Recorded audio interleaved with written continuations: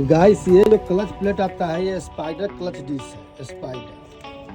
Spider clutch dish है। ये mister Ajay है, ये प्रोफेसर है, ट्रैक्टर का प्रोफेसर। ये ट्रैक्टर का प्रोफेसर है। इसको पूरा क्लीन कर दिए देखिए, ठीक है।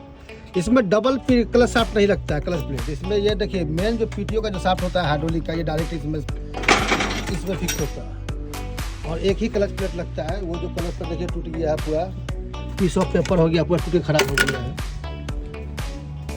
ये जो है 21 तीत का है। ये जो तीत जो आता है इसमें जो शाफ्ट जो है, ये शाफ्ट जो घूम रहा है, जो शाफ्ट जो आप देख रहा है, जो शाफ्ट जो घूम रहा है, ये 21 तीत का भी आता है और 26 तीत का भी आता है। तो ये हम लोग के पास में जो YTO ट्रैक्टर जो है 2204 जो है, ये हमारा ये है से हमारा 21 तीत का है। ये जो है 21 तीत का, 21 तीत का ये है से 21 तीत का, 21 तीत क्लच प्लेट।